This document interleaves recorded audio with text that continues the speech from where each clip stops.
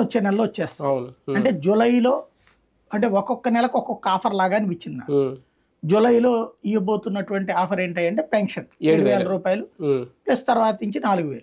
ఇది నెంబర్ 1. ఒక నెల దాని మీద నడుస్తుంది.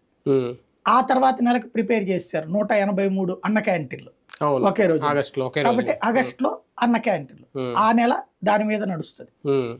ఇక తర్వాత నెలకి ఏంటి అప్పటికి అంటే సెప్టెంబర్ దాకా షెడ్యూల్ వచ్చేసినట్టు సంక్షేమ పథకాలకు సంబంధించి.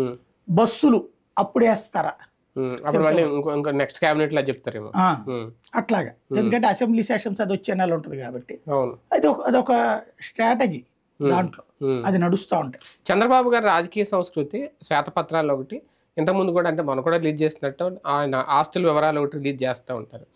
ప్రజా ప్రయోజనమా కాలయాపన అంటే అదొక బాధ్యత, అదొక జవాబుదారీతనం. అంటే ఇంతకు ముందు ఎట్లా ఉండేది, నేను వచ్చాక ఎట్లాగా మార్చబోతున్నాను దీన్ని అని చెప్పడం. అప్పుడు కూడా పోలవరం మీద శ్వేతపత్రం రిలీజ్ చేశారు. అప్పుడు చాలా రిలీజ్ చేశారు, అన్ని వివిధ అంశాల మీద చేసుకొచ్చారు. ఆర్థిక పరిస్థితి ఎట్లుంది అట్ట ఎట్లుంది అని చెప్పేసి. బేసిక్ గా అదేంటంటే తటస్థులకి చర్చ తీసుకురావడానికి అవి కొన్ని రోజుల పాటు చర్చిస్తారు. ల్యాండ్ టైటిలింగ్ యాక్ట్ కి సంబంధించిన సంతకంతో ఒక భరోసా